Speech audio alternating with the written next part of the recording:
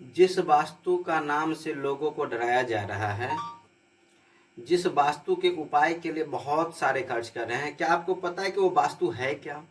और उसका उपाय कभी कर ही नहीं सकते जिसके बारे में आपको जानकारी ना हो। तो सबसे पहले चलिए हम समझते हैं वास्तु क्या है।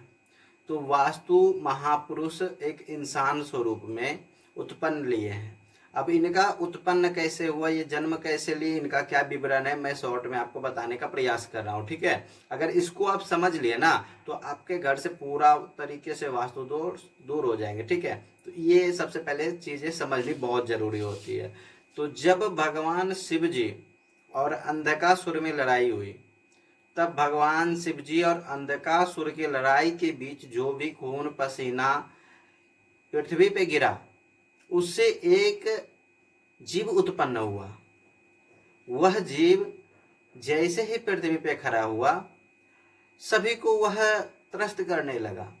चाहे वह शिव जी के सेना हो या अंधकासुर राक्षस का सेना हो, वह किसी को नहीं छोड़ा। उसके सामने जो कोई आता उसका नरसंहार कर देता। तब जाकर के दानव और देव दोनों में यह कन्फ्यूजन उत्पन्न हो गया कि यह कौन सा जाति आ गया है, यह किस जाति से बिलोंग करता है, यह किसका पक्षधर है जो कि सभी को यह त्रस्त कर रहा है, सभी को पराजित कर रहा है, ना तो देवताओं को छोड़ रहा है ना तो दानवों को छोड़ रहा है। तब इसके डर से सभी देवता दानव दौगे दौगे ब्रह्मा जी के पास गए, और इधर जो वास्तु पुरुष तैयार हुए थे इंसानी रूप लेकर के, वह भी ब्रह्मा जी के पास गए और वहां जाकर के सृष्टि के निर्माण करता ब्रह्मा जी को देख करके विनम्रता पूर्वक से वह औंधे मुंह लेट गया। जैसे आप लोग दंडवत प्रणाम करते हैं तो वैसे लेट गया। जब उसे ब्रह्मा जी उस हालत में देखे तो उसे मानस पुत्र का नाम दिए, मानस पुत्र की संज्ञा प्रदान किए वास्तु पुरुष को।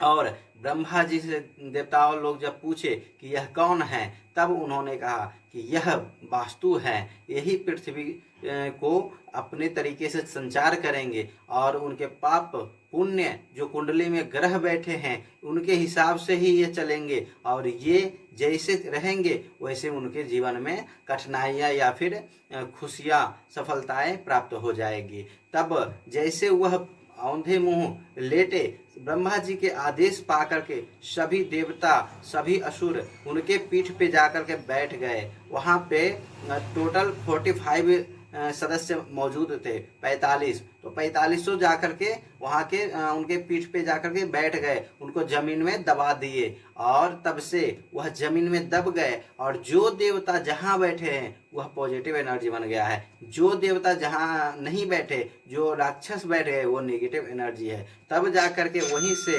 नैऋत्य कोण में राहु केतु बैठे थे, तो वहाँ से उस तरीके का एनर्जी क्रिएट होता है। और इस तरीके का जैसे ईशान कोण हो गया, यहाँ पे सारी देवताएं का ऊर्जा प्राप्त होता है। तब जाकर के आपके घर में जो भी ऊर्जा बैलेंस या डिसबैलेंस होता है उसके हिसाब से परिणाम मिलता है। तो आपको यह चीज समझनी है कि वास्तु पुरुष के ऊपर कौन से देवता बैठे हैं, कहाँ बैठे हैं। अगर अच्छे देवता बैठे हैं तो पॉजिटिव एनर्जी क्रिएट करना है। अगर इंद्र बैठे हैं, अगर अग्नि से संबंधित रुद्र बैठे हैं, राजछम में बैठे हैं, तो वैसी एनर्जी घर में उस जगह पे रखनी है।